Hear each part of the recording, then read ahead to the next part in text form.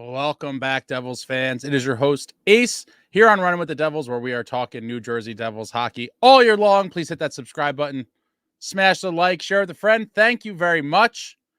And tonight is a special night, circled on the calendar for a long time, or I should say tomorrow, circled on the calendar for quite some time.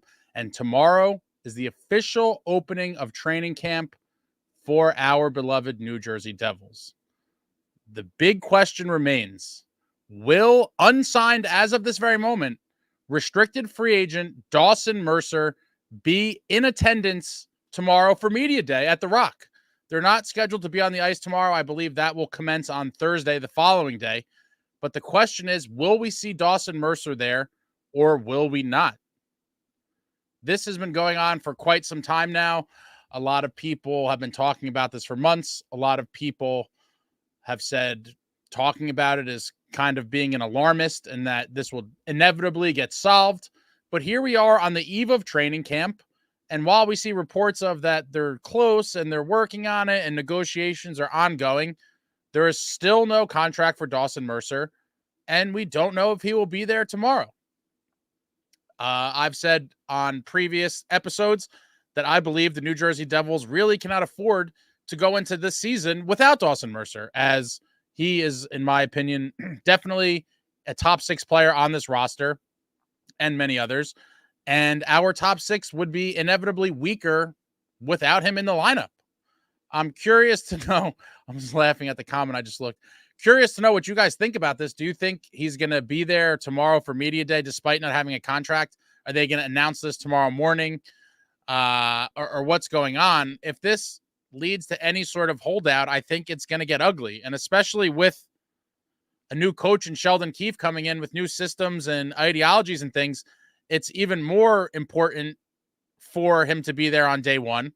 And it's even more important because this is not going to be a traditional training camp. It's definitely going to be an abbreviated version because of the fact that in less than 2 weeks, on the 29th, the NHL club will be on a plane heading to Prague. And so while the global series is exciting and it's great exposure for the team and the league at large, it does put you in some sort of less than ideal positions in terms of getting the team together during camp, practicing all the little things, fine-tuning special teams, all that stuff, getting guys in game shape. It's going to be a truncated training camp, and that's always not the best thing for a team. And so we will see how they respond in the short camp.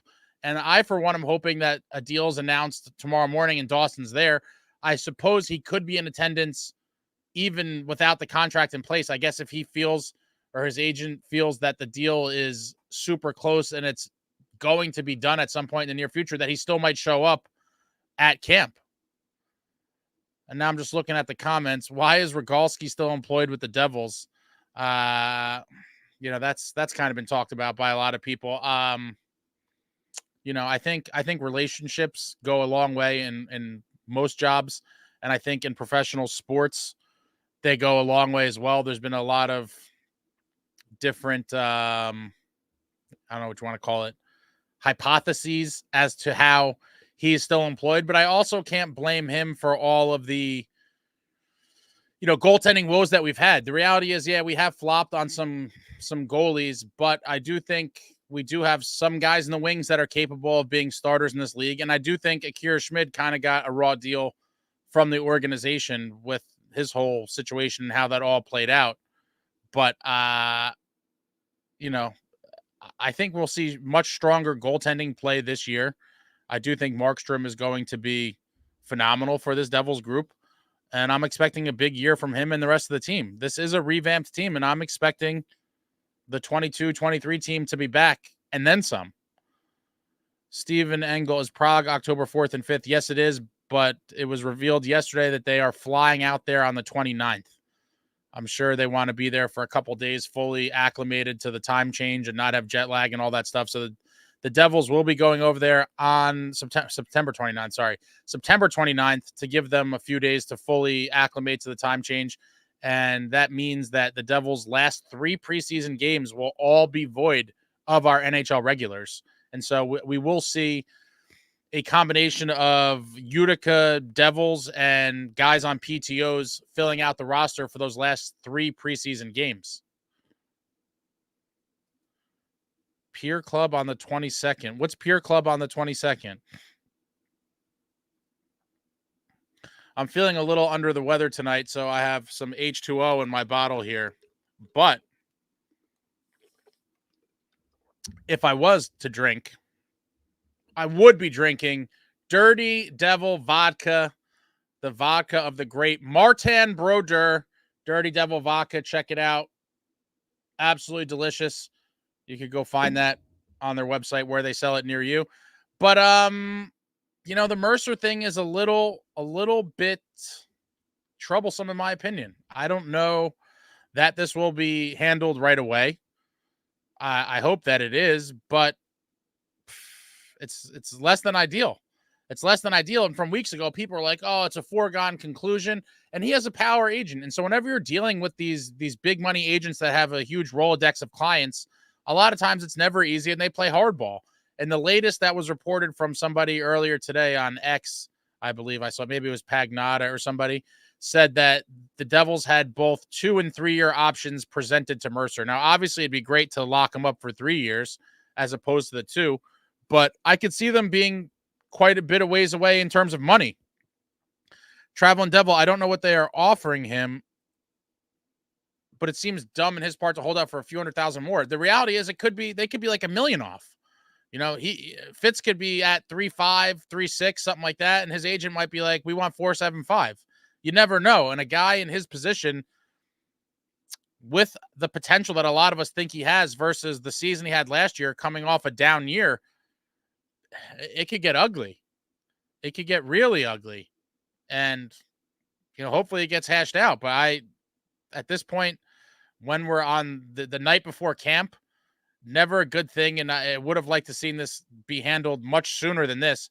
The Pier Club is a new VIP area they added to the Rock. Is this the boardwalk thing, Amagi? Is this like the boardwalk theme thing they were talking? I've seen things about.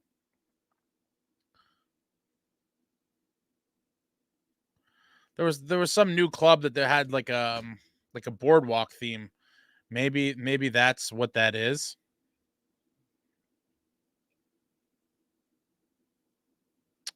I don't really know, but okay. Yeah, the boardwalk theme area took over some of the first level suite areas, so I'll have to check that out. I always like to see the new amenities and things at the Rock, even though, RIP tailgating. I'm an old guy, and I wish we were still at the old barn with tailgating, but I will enjoy the amenities at the Prudential Center, and it seems like they try to keep revamping the clubs every so often and keep it interesting. So I will definitely be interested in checking that out. But yeah, camp opens tomorrow. Can't believe Tatar will be back. Well, that seemed, Tatar was kind of like a desperation move, I think. That was one of the last moves we made, hoping they could get him at a low price where he'll refine that magic with Nico and Mercer should he be on the roster for opening night. I mean, there's no guarantees. I'd like to think that this gets done, but like I said, I don't know why it had to extend this long. And what is the, does Mercer feel insulted? Does he have a chip on his shoulder because of all this? Who knows? We're only 5 days away from the first preseason game at Prudential Center against the Islanders. I'm hoping to see at least, I really just want to see Markstrom dressed and see his mask and all of his stuff. There's not going to be too many home games where the NHL guys will even be there. So I'm curious to see who they play. And I'm also hoping to see some of the young kids get a shot as well. I would like to see Seamus Casey in some preseason action, Stillman, Perrant. I'm firmly hoping that we see Poulter get a start. You guys know I'm very high on Poulter. He played very well in the Prospects Challenge game a couple nights ago. Had a great outing, allowing 2 goals on, I think, like 30 some odd shots. And I think he could be the next one. Him and Dawes, I think, are the front runners. And then we have Yegorov and a couple other guys. But I think Poulter is going to be in that prime position to claim the net in the post-Jacob Markstrom era. The offseason hauled ass. It did. The summer always seems to go by quick. It is crazy to think that the last time our New Jersey Devils were on the ice was about 5 months ago. Wow. That is astonishing stuff. I'm trying to look at something here.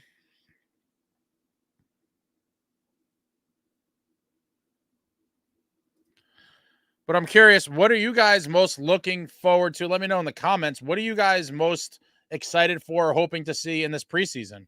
It is a very weird preseason, like I mentioned. It's not like others because of the fact that all of our NHL guys will be in Prague for the second half of the preseason. So it is very interesting that we're going to have all these PTO guys and essentially the AHL club, the Utica Comets, playing these games. I also do find it kind of insulting to the fans that the face values of these tickets for preseason games are the same as the regular season. I've always thought that was like a criminal thing. The fact that preseason is priced the same as regular season is crazy enough. And then you're talking about now preseason games where there's no chance of you seeing NHL regulars because of the way the Prague situation falls. I'm going to just check one other thing here. Yeah, so you're talking about it's one home game. Yeah, so really there's only 2 home games where you have any chance of seeing NHL regulars, and that is Sunday the 22nd against the Islanders and Wednesday the 25th against the Capitals. Those are the only 2 home games for the preseason where you have any chance of seeing the NHL guys. And then after that, the 29th is when they're leaving. September 29th, they're leaving to go to Prague. And then we have 3 preseason games after they're gone. 1 home game, September 30th against the Rangers, and then 2 away, Tuesday, October 1st at the Rangers, and Thursday, October 3rd. And those last 3 games will be comprised of entirely AHL and PTO rosters. It's kind of wild to think about. I do think the league has given the Devils some sort of accommodations in the fact that there are stipulations on the types of players, like veterans and draft picks and things, like first rounders. Like there's a whole bunch of criteria at a minimum that you have to dress so that I guess the fans don't feel completely robbed if you go to a game and it's like you're seeing a bunch of no names or minor league guys. But I do think they are getting some sort of break on that. But it is a weird scenario. It's a very weird scenario that 3 games are going to be just completely minor league and PTO guys. No injuries is all I ask. Well, funny, fentanyl Floyd.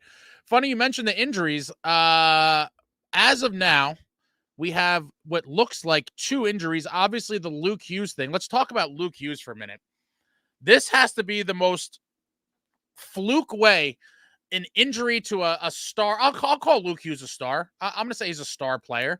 Some people might disagree with that, but for all intents and purposes, we'll call Luke Hughes a star player. For an off-season injury of a star player to be found out to the fans and media by a complete fluke chance of being in the background of a totally unrelated video for a podcast who was filming at the big house at Michigan at the football game he was attending with his family.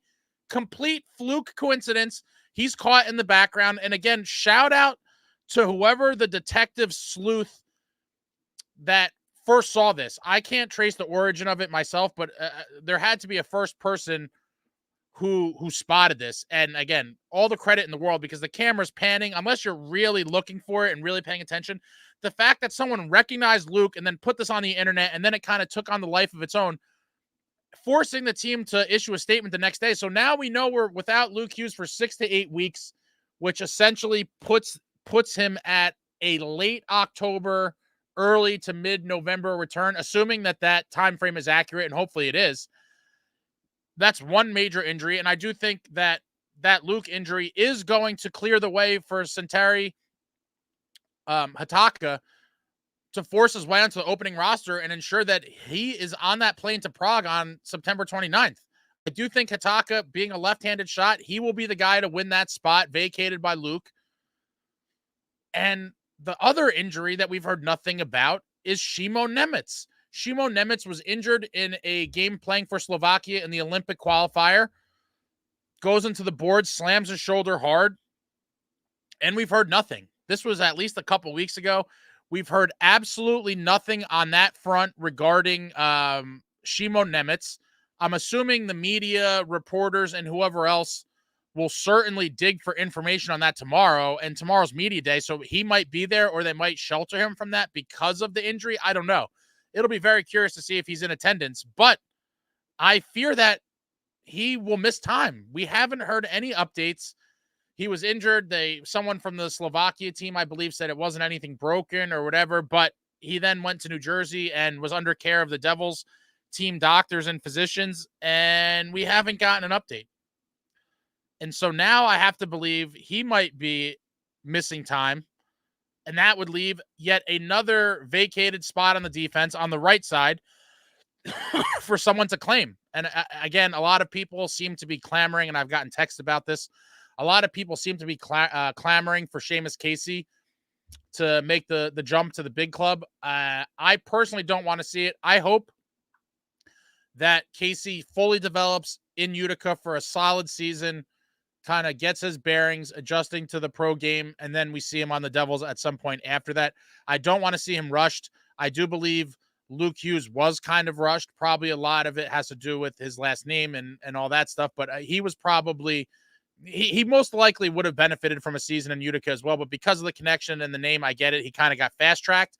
And Nemec was also rushed because of injury and our situation. Dougie went down. We had some other injuries, and then before you know it, Nemec basically played the majority of last season, maybe before he was ready as well. And so we saw Luke and Šimon Nemec learning on the job. They both showed flashes of greatness, and they also both showed flashes of stupid rookie mistakes. It happens. They're both young. I think they're both going to be great defensemen for the franchise for years to come, but I do not want to see that same mistake with Seamus Casey. And so while I am eager to see him play in the NHL as well, I hope they take their time with him and we see him when he's fully developed and ready to go.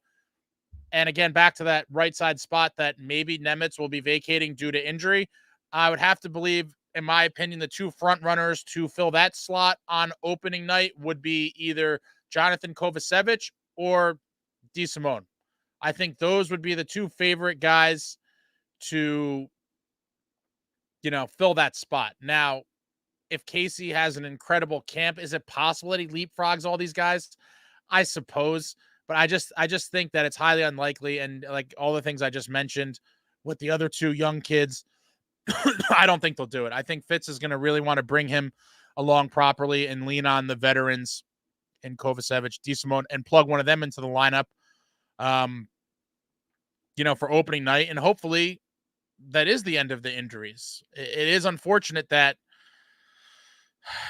that we're here now, that Luke, who knows the real story with that, but they said it was an off-season training thing of some sort that he got injured. And then Nemec got injured playing for his country. And that's one of the reasons why a lot of the owners and different people around hockey have fought against the international tournaments and why they couldn't go to the Olympics. And every time something like this happens, it sucks because it's more ammo for the next negotiations with the NHLPA to try to remove the international tournament play, which I think is short-sighted. The owners and everyone else should realize that international tournaments, the Olympics, Four Nations, World Cup, they mean a lot to the players to represent their country, and it's the best marketing you could get for the game. I mean, I don't know how many of you saw the 2010 Olympic gold medal game, but that USA-Canada game was absolutely phenomenal and was huge for the sport of hockey. Absolutely massive. Before Crosby broke the hearts of all Americans with that overtime goal. Oh, man, we were so close. Former Devil Zach Parise tied it up late in the third period, and we just couldn't get it done. Sid got us in overtime. But injuries like this in the international play is why a lot of owners are still against it. And hopefully we just have to have these games without guys getting hurt. It sucks, and it's part of the game, but I hope they don't take it away, because it is one of the greatest things for fans and for the players alike. So we don't know. We don't know Nemec. Hopefully we get an update tomorrow. They're definitely going to try to get an update, and I'll be here probably tomorrow seeing what news and tidbits come out of media day. Will Mercer be there or not?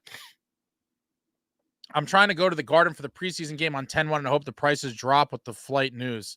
Man, Amagi, when I grow up, I want to be you, my man. Trying to go to the Garden for the preseason game on 10-1. I don't know that will. I've actually never looked at in-depth preseason stuff at the Garden. I suppose. Yeah, I don't know. Tuesday 10-1. You might get lucky. I don't even know if the Ranger fan contingency will even care that they're not going to see NHL guys. I don't know, but that is a solid point that, when you're guaranteed to see a AHL club, the prices might come down. That is interesting. That is super interesting. Will you get NHL 25 since all three Hughes brothers are on the cover? And which console will you get the game for? So I'll be honest, Donnell, I retired out of video games a real long time ago. The games when I played back in the day were much easier, but now with the joystick sensitivity and the triggers and all these things, I just don't have time for it. And it's just not fun for me anymore. But I will buy one just as like a collectible. I will buy the deluxe one with all three of them on the cover, and I'll probably buy the solo one with Jack on the cover as well. And again, PlayStation 3 was the last console Ace had. After PlayStation 3, that was it. I hung up the controllers. There was no more gameplay for me, but I was always a PlayStation guy. And I never had an Xbox. My progression was kind of Sega Genesis to the N64 to PlayStation and all the PlayStation, PlayStation 2, PlayStation 3. I stopped caring about preseason in the late 90s. The scraps were the best part of it. And you're not kidding. Traveling Devils 76. Preseason tickets were so easy to come by at Brendan Byrne Continental Airlines Arena. They would give vouchers to all season ticket holders. I believe it was like an equal value. So if you had 4 season tickets, they would give you 4 vouchers for 4 free tickets that you could just go redeem at the box office. And so there was always an abundance of these vouchers, and people would give them away or sell them for practically nothing. The preseason games at Continental, Devils Rangers, Devils Flyers, Devils Islanders. First of all, you have to understand, for those that didn't live through this time, the league was very different then. And a lot of these regular season division rivalry games, you would see 2 to 3 fights minimum in the regular season. During preseason, I was at plenty of games where there was 4 to 6 fighting majors per game. Like Devils Rangers in the late 90s, mid to late 90s, you would see tons of fights every single game, guys trying to make a name for themselves, trying to get a spot on the big club, trying to make the leap from the AHL to the NHL, and it was a beautiful thing to see. I saw so many epic battles during preseason. It was some of my best memories. Luke probably got blasted on his 21st and fell down the stairs.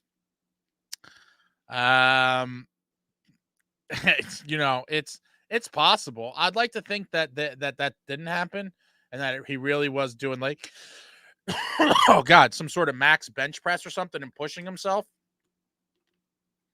But anything's possible. He could have been surfing. He could have been doing anything.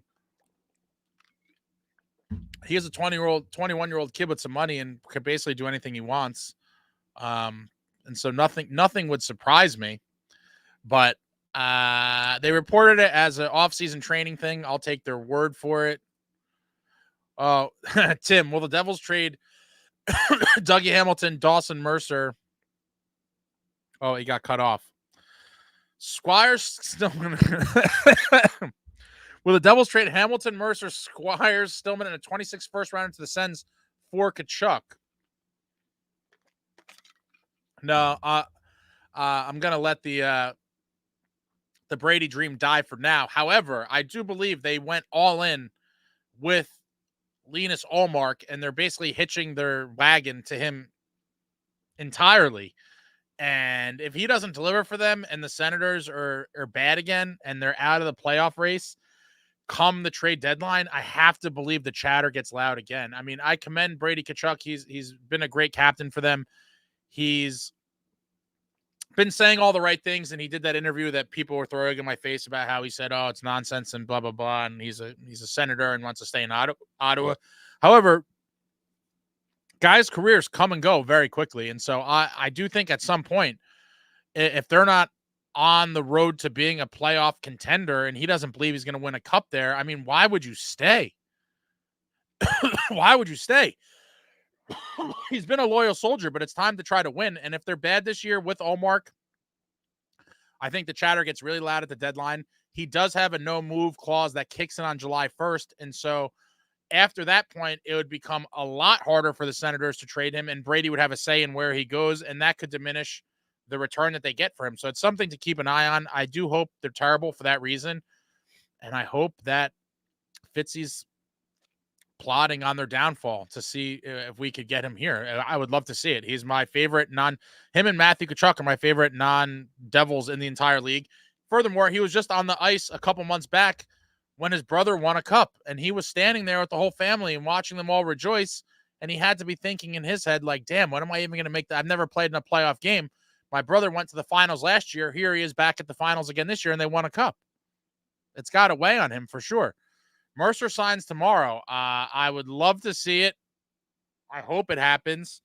I don't know, there's no way to know. I would have never thought it would have went on this long, to be honest. If you asked me from May or June, what's the latest this gets done? I would have said probably September 1st at the latest, 2 full weeks before camp, but that wasn't the case. And here we are the night before. Of course, we'll sign later tonight or tomorrow. Deadline spur action. Welcome to the world of sports and keeping people in suspense. I mean, that could be the case. Or they could play hardball for however long. I hope that it comes to an end. But you guys are funny. I hope he gets signed tomorrow and everyone's all cheery. I'm sure if he doesn't, I do think it is going to become a distraction. I do think they're going to ask the media, or however many media are even there for camp, probably not many of them, but I'm sure Fitz and maybe some of the other players in Keep will get asked questions regarding Mercer and if they know he's going to show up and all that stuff. And so if for that reason, aside from the obvious of him playing for us, it'd be nice to get that out of the way as well and kind of nip all that conversation. Have you been paying attention to Gritsuk? I can't wait until that guy can play with Jack. I have been. All the KHL guys kind of get me a little nervous because there's always some sort of issue. I feel like, when are they eligible to come over? Can they get out of their contract? Is their skill going to translate to the NHL game? The Devils have had a couple of these guys in the past. And actually, I believe former Devil Gusev really never found his footing. I mean, he did okay, but he never was like dominant in the NHL.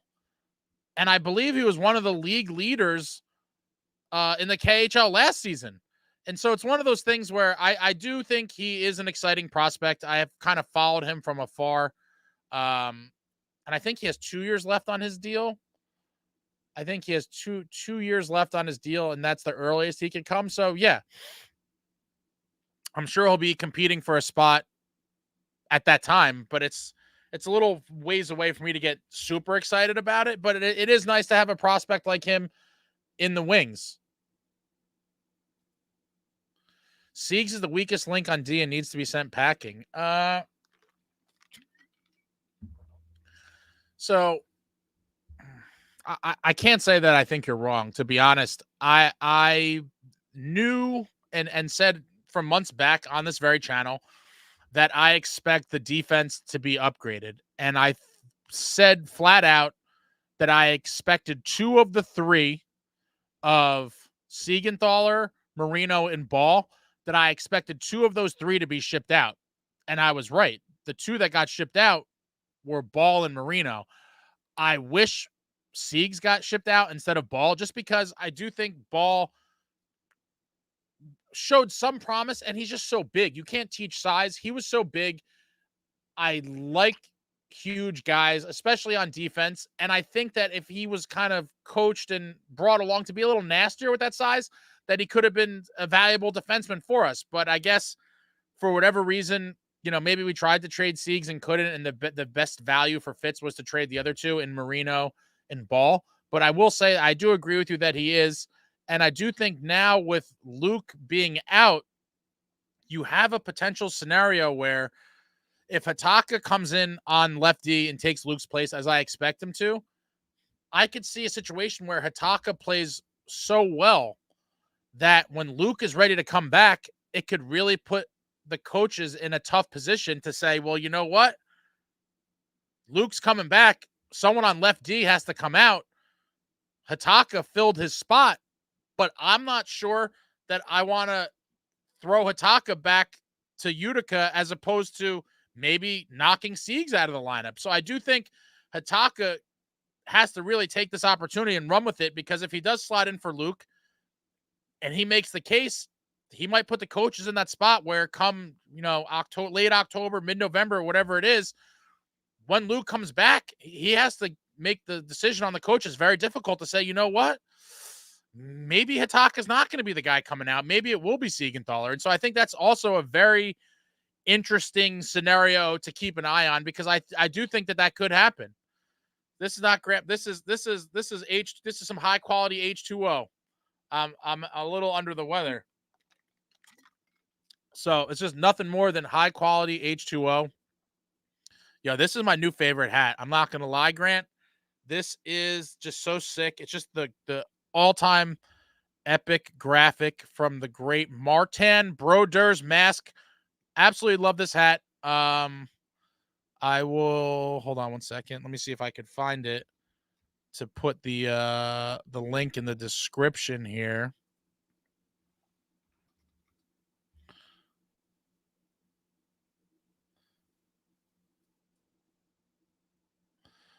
So I actually got this custom made from here. This is actually a different hat, but this is the store I got it from. I actually put it on a different hat because I have a monster dome and only certain hats fit my head properly. And so a lot of times you'll see me wear backwards hats, and there's a lot of hats that I do wear forwards, but it depends on the way the hat is. Like some hats look ridiculous on me forwards, and so I'll only wear them backwards. And I also don't like the shadow. It's a whole thing. I have issues where, when something doesn't look right on camera, it really bothers my soul. And so for the most part, I do wear backwards hats in my videos because it doesn't put a shadow on my face like the front hats do. But anyway, this is a flex fit. I put the link in there. The guy his name is Craig. He has awesome stuff. This was a custom variation of one of the hats he has on his store, but definitely check him out. I bought a bunch of other stuff from him as well. He has really cool stuff. Really great store. KHL is a better league than the AHL. Yeah. But that doesn't change the fact that some guys just come over and they're a bust, and for whatever reason. So I still will always be skittish a little bit on the KHL guys, but I'm hoping that he's the real deal.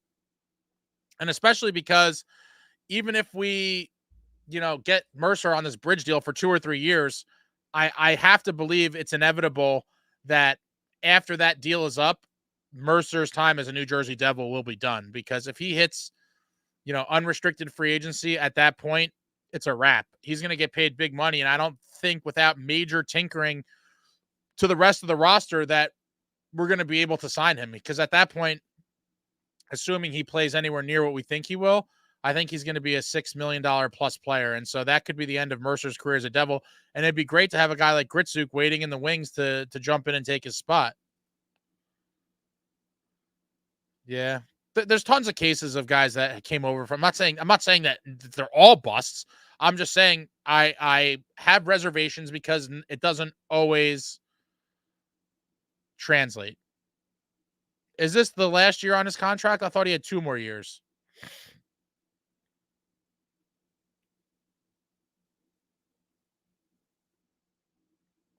I'm gonna have to look into that. I thought he had 2 more years, but I could be wrong.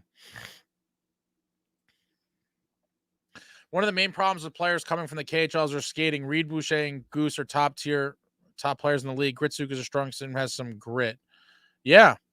Yeah, Reed Boucher. That was another one. I think he broke some junior records by either Tavares or Stamkos. I forget. He was like an absolute sniper in juniors, breaking all sorts of records. And then he came to the NHL and he just never got that magic. And then I think he actually had a bunch of shady, some lawsuits and things too.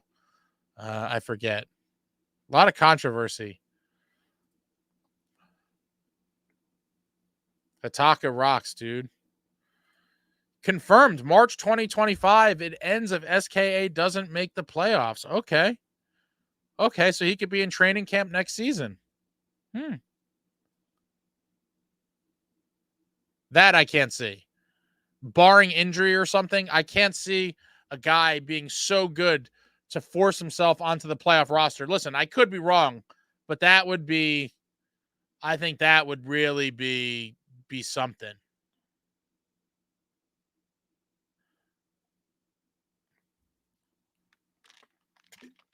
But next year, training camp. Hold on one second. Would be interesting. I'd like to see him on the NHL ice with the big boys, and hopefully that offense translates. I would absolutely love to see it, and I'm welcoming all talent in the organization to make the big club. Push for everyone's spot, and that's how we're going to end up with the best roster possible. That could be interesting. I do see it would be nice if somehow the Devils had secured the division and the last, maybe even if it was 2 games, but say 2 or 3 games of the season were essentially meaningless in terms of the standings and playoff seeding. Then you could maybe see something where you get some guy like that, or some guys from Utah could get a chance just because. But I'd be curious to see how it all goes. Speaking of hats, super stoked New Era has an official NHL contract, so we get the 5950 back. Yeah, I had the 5950 is like the quintessential standard fitted, right? I believe that's the 5950. Again, because of the shapes of those and the size of my head, the 5950s I definitely could only wear backwards. But I had tons of those as a kid. I had tons of baseball fitteds over the years. Craig makes amazing stuff. I wore a Stadium Series beanie to MetLife in my jersey. Also, when security confiscated my water bottle and lost it, he replaced all the stickers.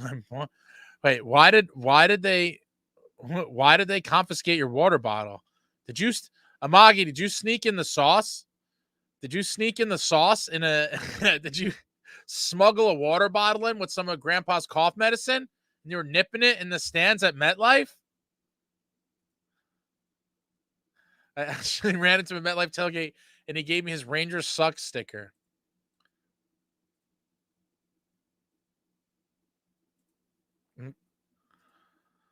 I hope Mikey McLeod is innocent and comes back to help us with the cup. I'll tell you this, even if he is found innocent, I don't think any of those guys see an NHL roster ever again, unfortunately. Trade Mercer, Gritsuk, Casey for Brady. I'm assuming that Tkachuk at the deadline. I would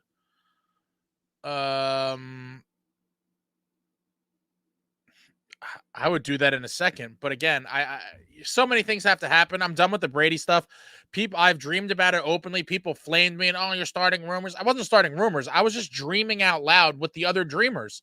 And I appreciate that some of you guys are also dreamers. And so I don't think there's anything wrong with dreaming. And just because I'm dreaming on video and Senators fans in their feelings coming after me and sending me death threats, it's all good. I'm just a dreamer, and I dream about top-notch talent joining my club. That's what we do as fans. So that's a deal I would do in a heartbeat without even thinking about it. I don't know that, they're going to be in a position to even try to trade him, or if they do, would that be enough? And at first glance, I think it might not be. I think if the Senators ever put out the notification that, Brady Tkachuk is now available, I have to believe at least half the league is going to be looking to find a way to add him to their team. And I don't think that's an exaggeration. I think literally half the league would be vying for his services. Do you wish we waited on Luke joining the year before essentially burning a year off his ELC for a short playoff run? Yeah, I mean, it's tough. It's tough. It's easy to say that with hindsight, right? And in the end, when you look at it now, you're like, yeah, we should have waited. But I do believe at the time playing him, they thought that, putting him in the lineup gave us the best chance to win. And that to me is all I could ask for as a fan personally. And so I think I can't get mad at it. Now, listen, like I said, with hindsight, do I wish we waited? Yes, because we didn't win the cup and, we flamed out in the second round. But at the time, there was so much excitement. We had the franchise record-setting season, and everyone just thought, he was immediately going to be this big impact player. And so I can't, look back on it and be like, we shouldn't have done it. Because at the time, I do believe it was the right thing to do. Now, like I said, now when you fast forward to now, would it have been nice to have him for an extra year on his entry level? Absolutely. But Fitz and the coaching staff did what they thought was best for the team at the time. And had we went on a deep run and he was a part of it, it would be harder to argue with the results. But it is what it is. It is unfortunate. But I can't get mad at it. I think that was we're trying to win. We're trying to go for it without, playing the caponomics or capology behind the scenes. It was a bottle of water and they wouldn't allow it because it was too big. Even when I showed them my medical alert bracelet, head of security said they shouldn't have let me keep it. Oh boy, you got the drama. I'm not down with throwing the kitchen sink at Brady. He's amazing, but that's Yankees or Dodgers mentality and doesn't always work and just makes the next rebuild imminent. No thanks. Ryder 64, I could not disagree with you more. I could not disagree with you more, and I will just kind of start with I think the Yankees or Dodgers mentality is going for like pure stats, superstar-like guys. I don't know that Brady Tkachuk is one of those guys where you look at his stats, you're like, oh my God, trying to get him is Yankees or Dodgers mentality. I think Brady Tkachuk is one of the most complete players in the game, and he does a lot of things that don't show up in the stats. And I just think he's a winner. He's an absolute dog, comes from the lineage of Keith Tkachuk, former 90s NHL legend, should be in the Hall of Fame, is not. Hopefully that wrong gets corrected one day. But I couldn't disagree with you more. I think Brady is an all-around player. He's a high-level competitor. He hits, he fights, he scores. He can pass the puck. He does everything. He's a straight-up winner. And there's no one in the league I would rather have than him, except for like his brother and then like maybe Connor McDavid and maybe McKinnon. But outside of that, he is one of the most complete players in the league. And there's not many guys aside from his brother that offers that whole package. You saw what his brother single-handedly changed the Florida Panthers franchise around. And I understand he's not his brother, but they are in the same mold. They are definitely in the same mold of type of player. And I would love to see him here. I couldn't disagree with you more. I'm sorry to say, but no one will move me off of my Brady Tkachuk want.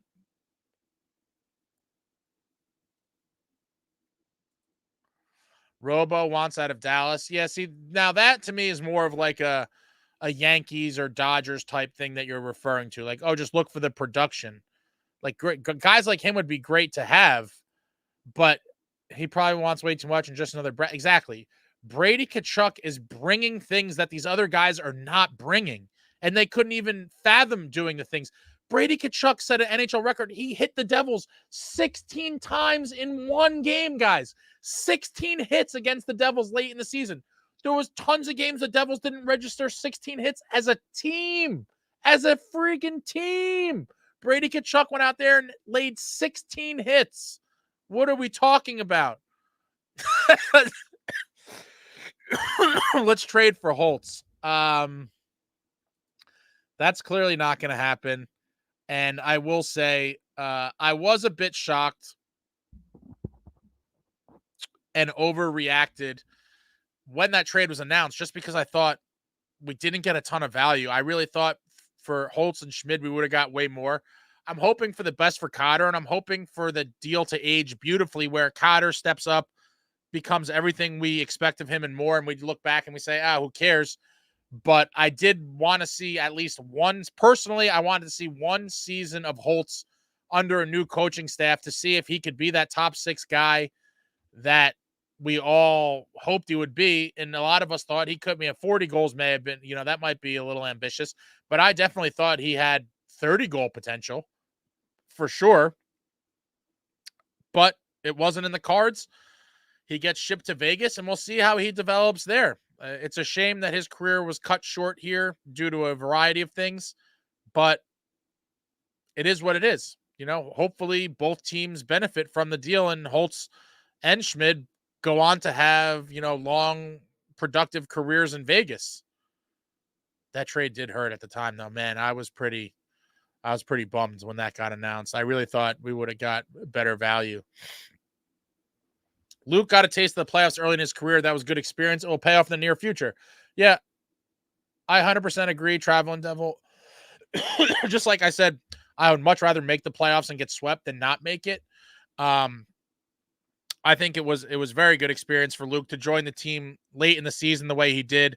Obviously, his NHL debut was a crazy game. His brother Jack broke Patty Eliash's single season franchise points record, and then he had his first NHL goal in that dramatic game against Washington.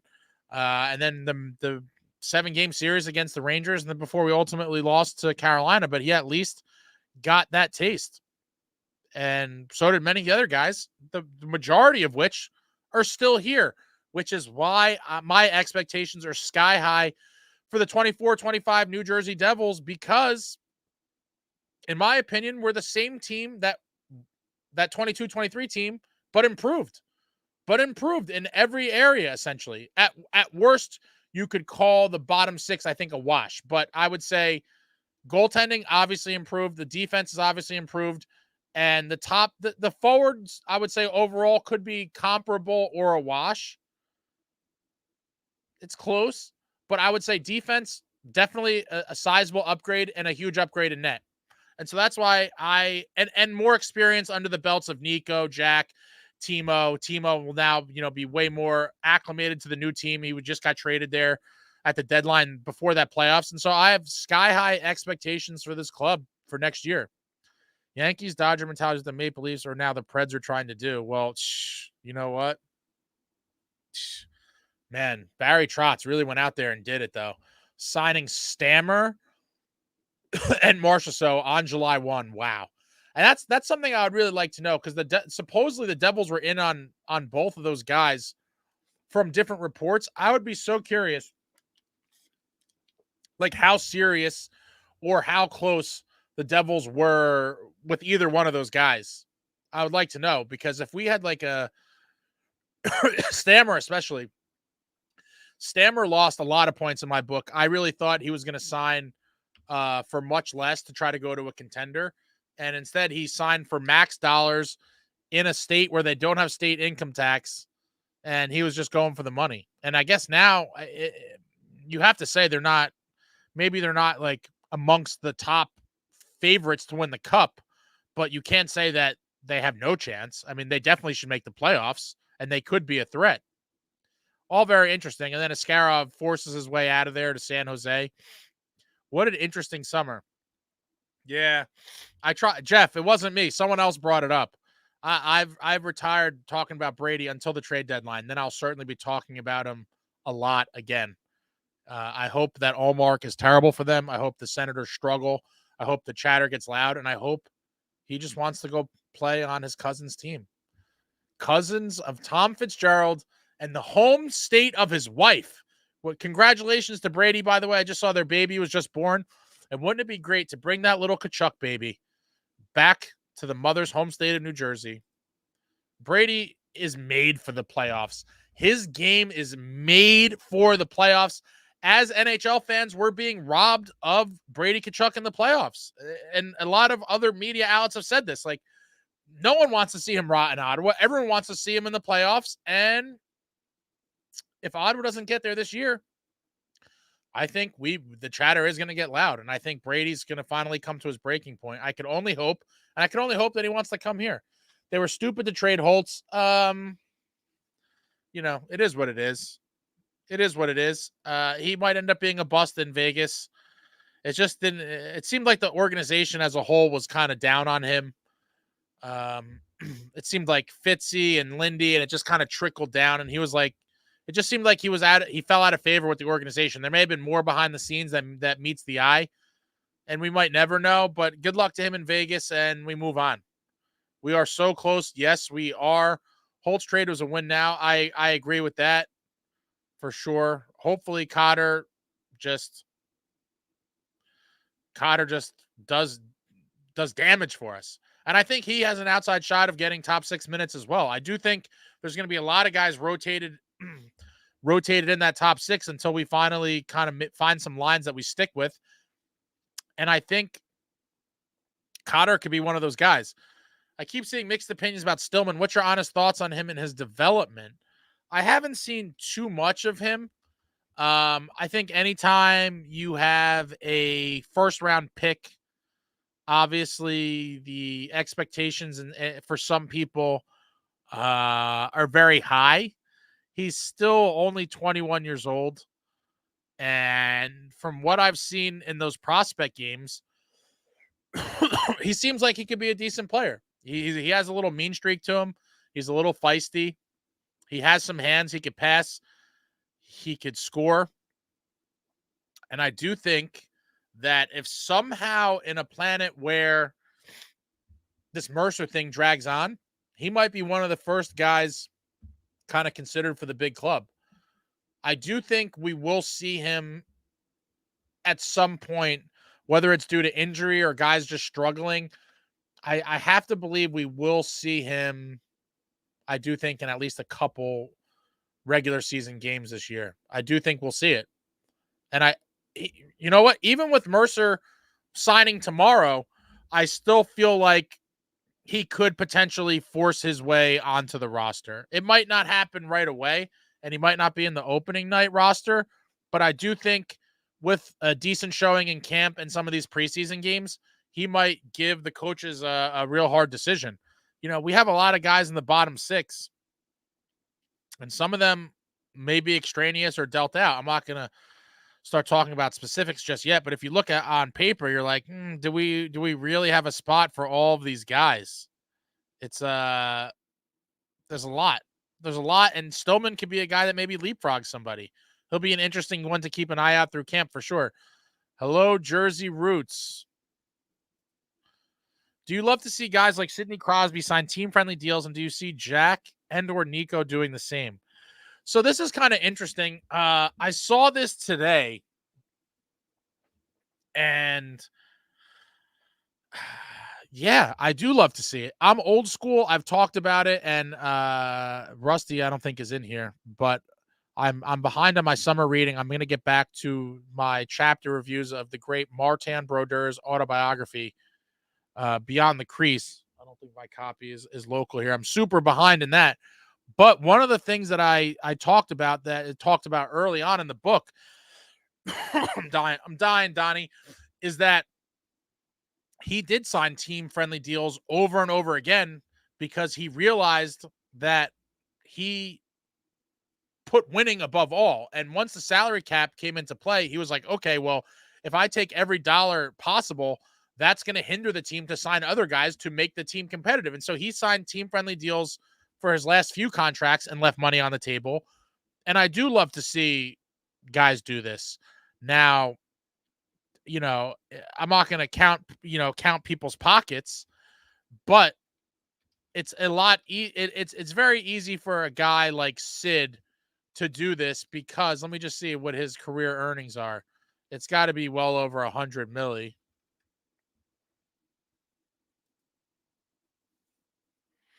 Yeah. So Sid's made over 150 million in his career. Listen, all these guys make more money than the majority of people will ever see. But when you're at the tail end of your career like Sid and you're now trying to finish, on the team where you started it all and to not play on a terrible team, you have to sign team-friendly deals in the salary cap era. And it's so funny to think about that $8.7 million cap hit is team-friendly. On the open market, he obviously would get more, but it is funny that we're talking about in the NHL, an $8.7 million contract as team-friendly. I do find that hilarious. Now, do I think Jack or Nico will do the same? It's too early for me to tell, honestly. With the most recent contracts they both signed, they both have more money than they'll ever need, and they're set for life. But you know what I've come to realize is that when you just saw Stamkos, who had similar career earnings to Sid, he could have signed a team friendly somewhere, either where he started his career in Tampa Bay or elsewhere to try to win another cup. He went for max dollars. So it's hard to say that any of these guys will do that. I would like to think that Nico would. I would like to think that Jack would too, but that remains to be seen. I can't comment. I think heart of hearts tells me I think Nico would. I'm not sure about Jack. Respect your opinion and argument. I just prefer a balanced, well-oiled machine instead of liquidating everything on one guy, and they all want a lot for him. Well, listen, I wouldn't liquidate everything to get him, but I would definitely give up a sizable package because I believe he's that good. And a Brady Tkachuk on a roster remotely resembling anything like the roster we have today, we're already listen, guys. Not that it means too much, but the Las Vegas odds makers have us as the third most favorite team to win the cup. Okay, what would Brady Tkachuk on this roster like? What would that do to our overall team and chances? I hate this microphone. Brady Tkachuk on this team, we would be absolutely lethal. Absolutely lethal. And so, no, I'm not going to liquidate everything. But if you're talking about a deal made up primarily of, prospects, picks, maybe Mercer and another roster player, not named Jack, Timo, Bratt, or Nico. I mean, without trading any of the big four or Luke, I mean, I think that's a deal you have to do. Chemistry and balance throughout lineup is what recent champs are doing. Not so much about stacking best three on first line. Hopefully, we follow that mentality. Yeah, you need to have four lines that you could roll to win in the playoffs. Absolutely, and I do think the Devils could be on the verge of that. I do think Cotter, Nason, really help the depth at forward. I mean, last year we kind of saw with the injuries and things, there was nights where you're like, oh my God, like what is going on out there? I do think we're going to see way more of a balance this year with the forward group. And I'm hoping that these new guys, as Fitz said, heavier, edgier, more violent, that they really make us hard to play against. Everyone should have seen what the Florida Panthers did for the past 2 seasons and take notice, because there's a reason why they were as successful as they were. Besides Holtz not fitting on that team, he was small. We don't need any more small players. My Lazar and Bastion helmets don't even fit my 14-year-old nephew. Yo, isn't it crazy how small the heads are? I don't understand it. I put on a couple helmets just because these guys got small heads. I don't even know. The situation with Mercer is he's still unsigned. Training camp opens tomorrow, and we all sit here waiting to see what's going to happen. Bratt, Hischier, Meyer, Cotter, Hughes, Mercer, Palat, Halla, Tatar, Foot, Bastion, Lazar. You forgot Nason in here, bud.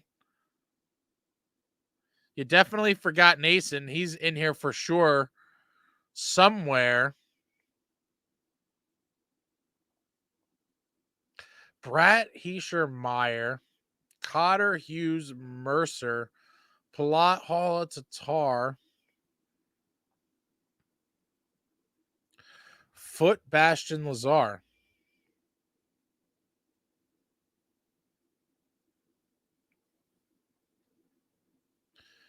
Yeah, it's interesting. Nason's got to go in there somewhere, so I'm curious where you'd put Nason and how that would jumble that all up. But I do think you're going to see a lot of different combinations. I'm really curious, especially in the top 6, to see kind of who sticks with who. But it's a great luxury to have. It's absolutely a great luxury to have, and I look forward to seeing what we see in maybe one preseason game. We see the real club or something close to it. After what Fitz said about Holtz, he had to trade him.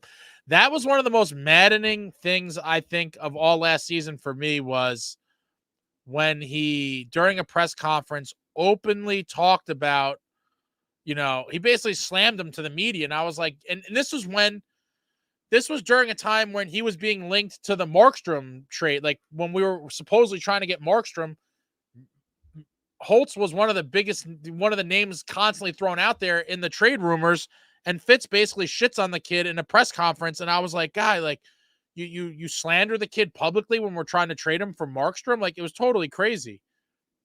Totally crazy. And that was one of the low points, in my opinion, for Fitz, amongst many others. But I'm trying to be positive. I'm not going to get into all that stuff, but that was definitely suspect. As soon as he did that, I was like, what are you doing?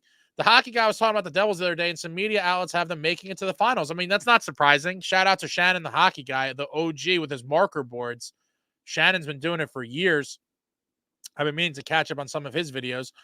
But yeah, when you have, the roster we have, and Vegas has us where they do, I'm not surprised to see that a lot of media outlets having us go to the finals. I would, oh man, if we, there'd be tears of joy running down my face if I am at Prudential Center for the 2025 Stanley Cup Finals. Nothing would make me happier.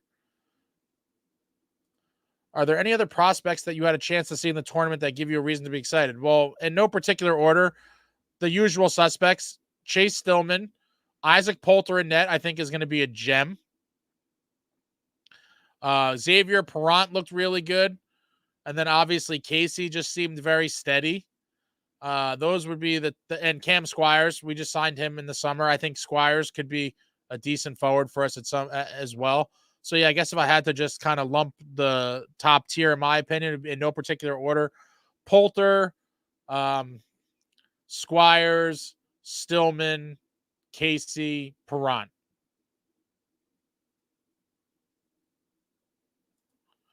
I didn't bring it up, Brendan. Someone else did.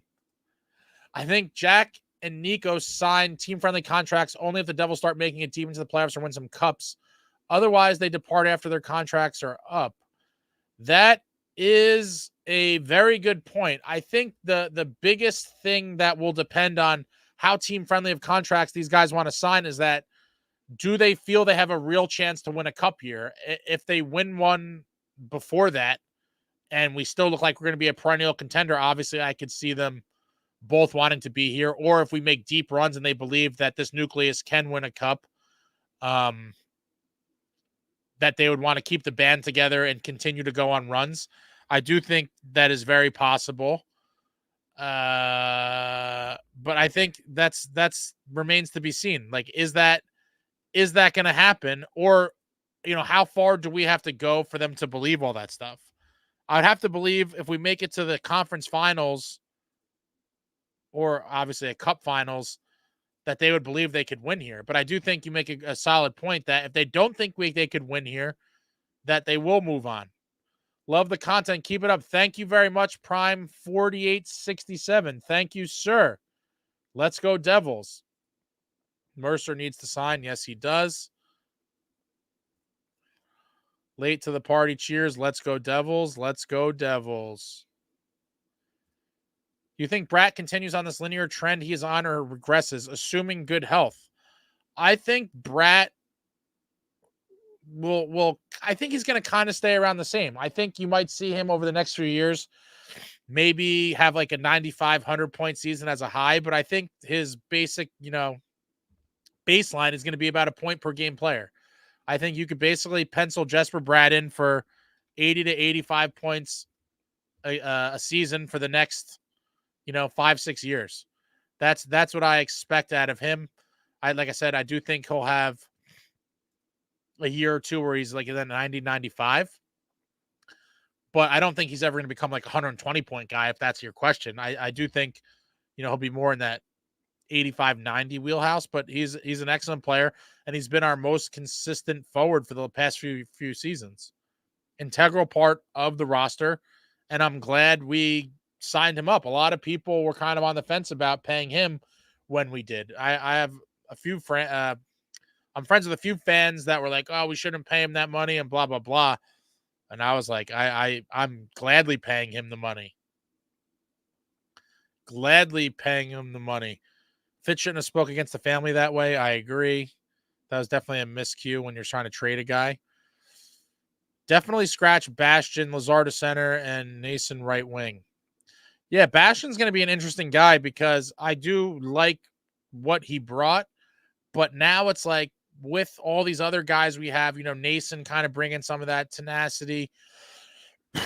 Like, does he really have a distinct role in the bottom six?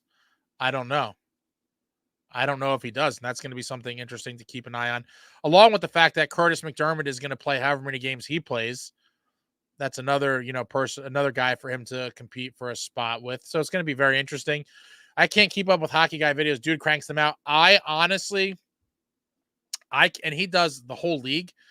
I cannot fathom how the hockey guy, like what his day-to-day looks like between making videos, consuming games and hockey content. Like I would love to just watch him behind the scenes for a day to see how he goes about what he does, because it's honestly astonishing. And to do every team is like, I couldn't even, sometimes I feel overwhelmed just doing devil stuff. This guy's doing the entire league. It's really a testament to his dedication to the craft, because he is an absolute machine. Really impressed with how Nason developed his play to fit what he does best. We saw flashes of it when he played for us last, but he really refined himself playing on true contenders last few years. Yeah, and hopefully he brings some of that winning mentality to the Devils. We weren't in the same position we are now when he was with us on his first stint, and he was playing with Hot Rod Brindamore in Carolina, and they were a perennial playoff team. And so hopefully some of that success rubs off on this young Devils group, and we go on some deep runs with him, because he's an absolute dog as well. The type of guys I love to have in my lineup, and especially come playoff time. You need guys like that to win and to go far in the league. And so I was thrilled when we got Nason, and I have big expectations for him this year as well. It will be an expensive June if they make it to the finals. Yes, it will. I'm not even going to venture a guesstimate as to what Stanley Cup Finals tickets face value would start at in June of 2025, but I'd have to imagine the nosebleed face value, I think the first number would start with a 5. Oof. Hopefully Dougie is fully healed and ready to go. I'm hoping there's no setbacks with him and we see some Dougie bombs from the point immediately. I think Dougie's going to pick up right where he left off for us, and that's going to be a huge addition for this club as well. We played the majority of last season without him, and getting him back healthy this year is going to be amazing. Did you pick up any jerseys for new players? Do you mean like the guys we signed this? Like, what do you count as new players, Brett? I'm curious who you count as new players.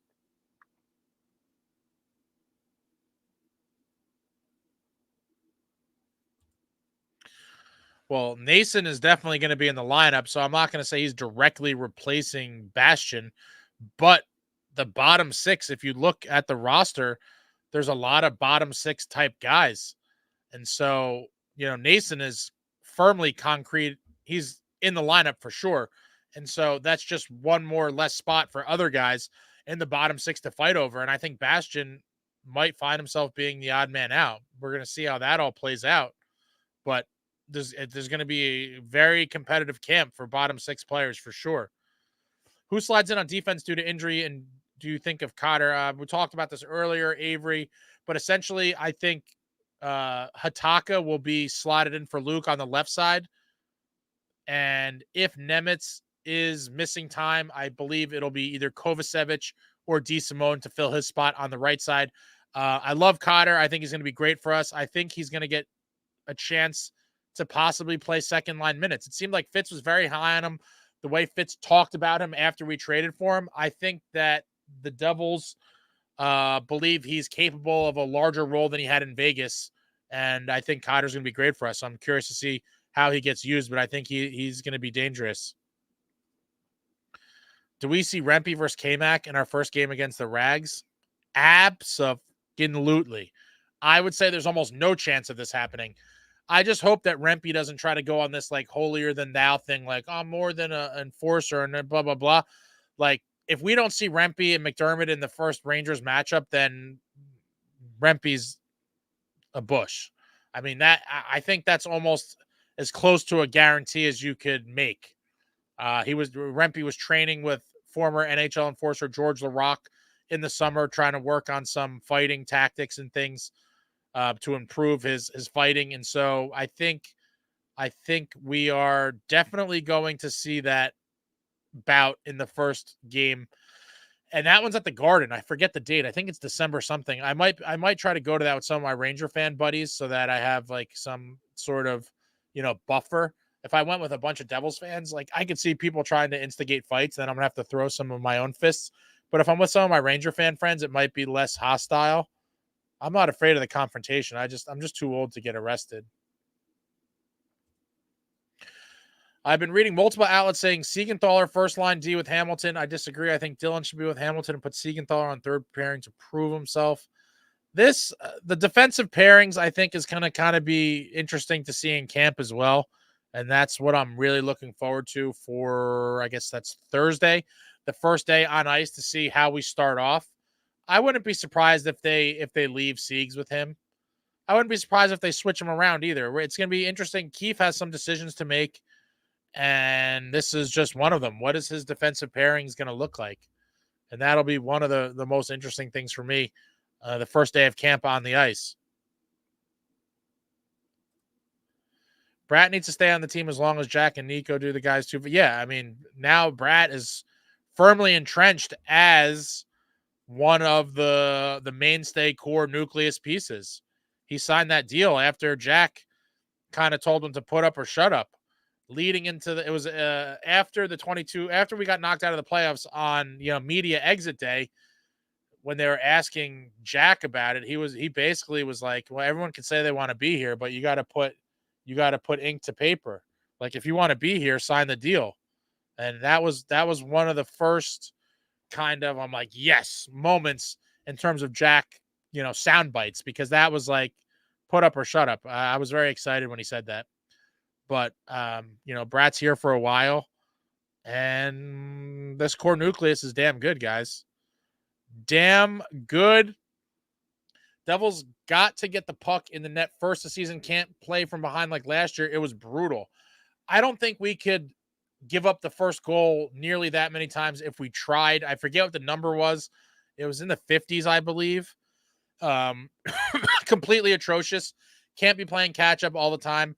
And with better goaltending and better defense, I'd have to believe this is going to be a new year with a new theme of we score first and we keep scoring.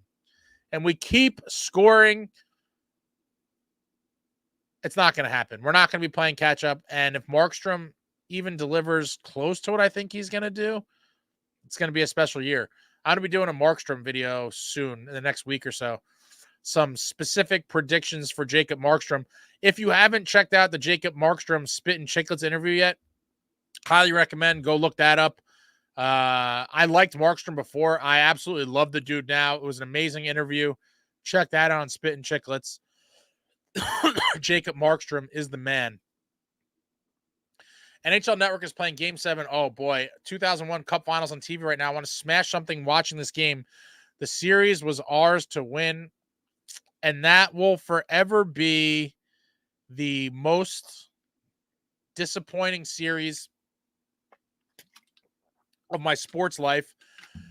Devils up 3-2 in the series with the chance to skate Lord Stanley's Cup at home. Game 6, Continental Airlines Arena. We lose a stinker. We lose 4-0. Don't get to skate the Cup at home. Series now tied at 3. Head back to Denver, and we lose in Game 7. Painful. That is, to me, the one that got away. Should have been another Cup on the mantle of the New Jersey Devils, and wow. I always hated Ray Bourque from that. I've talked about that at length on the channel as well. Hated Ray Bourque forever after that series, and the pain doesn't go away. It's now, we're 23 years later, and it's still painful to think about. Rempe is going to run away from Kermit again, prime. Maybe game 2 or 3 we finally see it. I don't think so. I hope you're wrong. I hope we see it immediately, and I hope it's like first couple minutes of the game as well. The fans need it. The fans absolutely need it. This new guy, Dylan, is an absolute tank. Most under-the-radar signing for NJ. Yeah, he's going to – I believe he was top 10 in the entire league in hits last season, and I expect him to be bringing the boom again. Heavier, edgier, more violent. Brendan Dillon fits the bill, and a huge upgrade on the blue line for this New Jersey Devils club, along with Brett Pesce. Love to see it. Love to see it. I'm just scanning the comments here.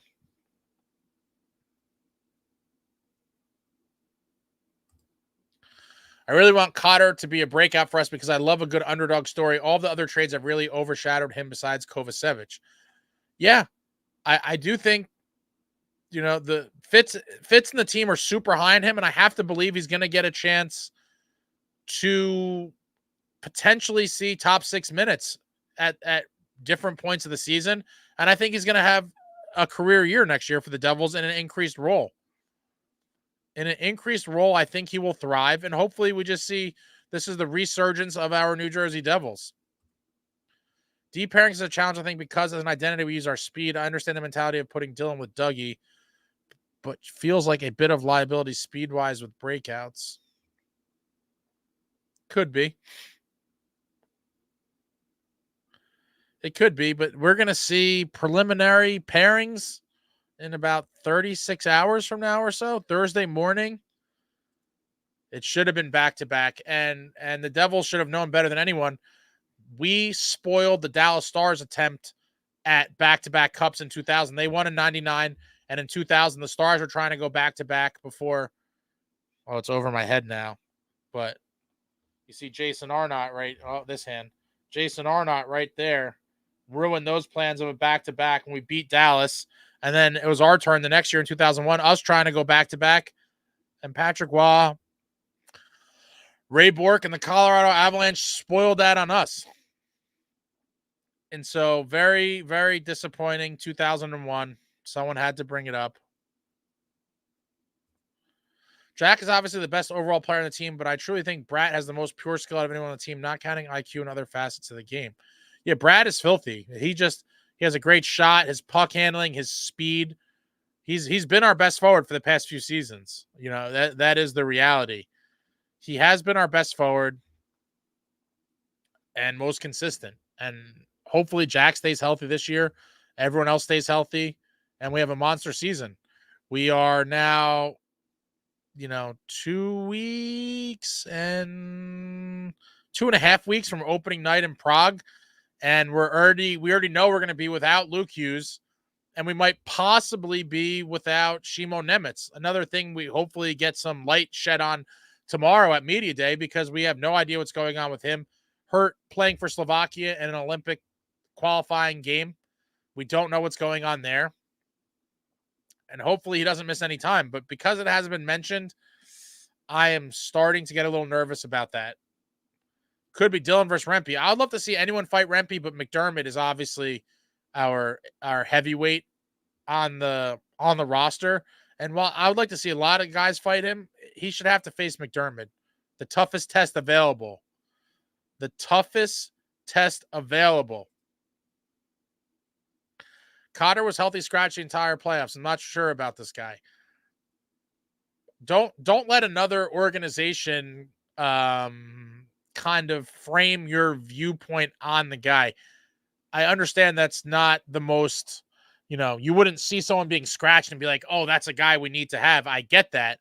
But sometimes, whether it's the coaching staff or whatever else, circumstances with other players, for whatever reason, they scratched him for the playoffs. And hopefully it's their loss and our underdog story, as someone else pointed out before, that he's going to thrive on a new team in New Jersey, and he will be on our playoff roster. I'm dying, guys. I'm dying. And really finds a home for himself in New Jersey. I'm not going to put too much stock into that. And we bought high on him. So I like to think that Fitz sees something or knows something that no one else does in this facet, but we're going to find out. Nemitz deserves more love. Luke overshadows him. Nemitz is one of the most cerebral young defensemen I've seen in a long time. Very rare to see a rookie defenseman play with such patience. The trap. If I had to say right now, and it might sound blasphemous, I do think Nemitz overall will be a better defenseman than Luke Hughes. Now, he might not get, some of the highlight reel goals, or he might not put up the point totals that Luke does. I think in a few years from now, it'll be almost unanimous that Nemitz is the better overall defenseman. I do think that. I do think Luke plays a little bit of this loosey, I want to slash. I kind of want to be a forward, and I'm going to pinch and do all these high risk gamble things that Erik Karlsson would be proud of. It's unfortunate that offensive defensemen have kind of gone into that realm. And I think Luke probably is one of those guys, and you have to take the good with the bad. I do think Luke's going to be a good defenseman or a great defenseman, but I have to agree with the trap here that I do think Nemitz will be the overall better defenseman, definitely better in his own end, definitely more responsible, and just the overall more valuable defenseman, in my opinion. But a lot of people will think that's crazy because, the Hughes name and all that stuff. But I think they're both going to be great. But if I had to pick, I would say that I do think Nemitz would be better. Will be better. That's just my opinion. 2001 Devils ran out of gas. Getting shut out at home Game 6 was a death knell. Oh, yeah. I was there in the nosebleeds. And it was painful. It was painful. Jesper might be flashier, but Nico's better overall. I mean, these are very... I don't like using the terms better and stuff. I would say Nicohischier is the better overall hockey player just by virtue of his two-way play, and that he is, hopefully this guy gets his Selke trophy before it's all said and done. I think he will win one, but he is a great two-way player, plays in both ends, does it all. Bratt is more of a scorer. So, that by way of what he does, Bratt is flashier. I won't disagree that Nico is better, but again, I don't like using these types of terms like better and whatever, but better two-way player, absolutely. Absolutely, he's a better two-way player, but Bratt is a great talent for sure. What we're saying about Cotter now is probably what Vegas fans are saying about Holtz before he pots 40 goals this upcoming season. Laugh my ass off. Yeah, and I can't say that you're wrong, but that's the beauty of trades and how it could work out for both teams. A lot of people will complain if Holtz goes on to thrive in Vegas. I won't. I'm not one of those people, but I could see that happening. But I think Cotter's going to do a lot better here than people think, and especially probably some Vegas fans. And so I do think this is a deal that could be a win-win for both teams. Time will tell, but I'm happy with Cotter, and I'm hoping for him to surprise everybody. Keefe needs to push these guys hard in camp. That country club atmosphere needs to go. Need another Vlad Bure pushing these dudes in the weight room. Yeah, rest in peace, Vladimir Bure, an integral part of the conditioning and, off ice stuff for some of those young New Jersey Devils players during the dynasty years. Scotty Gomez talked about him in length in the interview I did with him. And, he talked about him working with Whitey and a bunch of the other guys. And I do think overall sports has changed a little bit in the way that the modern athlete and the NHLPA and all that stuff. Like, I think Vladimir Bure had those guys doing workouts like before they are even like supposed to be reported to the team. The current players would never do that willingly. And so it's just a different world. But I do think having a guy like that and having leaders in the room, veterans that have been there before, know how to win, know how to be a pro, know how to dedicate yourself to the sport, off-ice training, all that stuff. It all matters. And when you have such a young team, it matters even more. Yeah, Cotter's only 24. Exactly. We have a team full of young babies with their whole careers in front of them. And hopefully they all turn the corner. They all mature, and this young group finds a way to go on a magical run that ends in June with us skating the Stanley Cup in the Prudential Center. Nemitz is more solid right now. Luke takes too many chances. Yeah, he's a little more of a high-risk, high-reward guy. Nemitz is a little more of the, I'm going to play it safe. There's room for everybody. I hope the New Jersey Devils win the 2025 Stanley Cup. That makes two of us. I just saw this, but I have to wake up at stupid 6-7 for stupid middle school. Will you enjoy school, sir? School is important. Get your education and all that stuff. All right, guys. I think I'm going to wrap up here. I thought this would be much briefer. Thank you all for jumping on the night before training camp. So many things. We will find out tomorrow. If Mercer is still not signed, they're definitely going to get pounded with questions about Mercer. Hopefully, they ask a lot of questions about Shimon Nemitz and his kind of status. They've been very quiet on that. We have no update there. And yeah, it almost feels like a soap opera a little bit. Luke Hughes' injury gets divulged in the background of a video by accident. Nemitz gets injured and no one talks about it. Dawson Mercer still not signed. And we're going to get some answers tomorrow, or at least people are going to attempt to get some answers tomorrow. I will going to go get some Robitussin and whatever else. Feeling like crap. But thank you all for watching. If you're newer to the channel, poke around on the channel. There's some other videos about, recent news and things I put up there in the past couple weeks. I'll be coming in fast and furious in the next couple weeks through training camp and preseason with any news and noteworthy things and blah, blah, blah, blah, blah. If you haven't checked it out, our new sponsor, Dirty Devil Vodka, the vodka of the great Martin Brodeur. I'll put a link in the description for that. Delicious. And that's it, guys. Thank you for watching. Please hit that like if you haven't already. If you're not subscribed, please hit the subscribe. And I'll be back soon with some news, notes, anything exciting. Like, comment, subscribe, and all that jazz. Until next time, friends, let's go.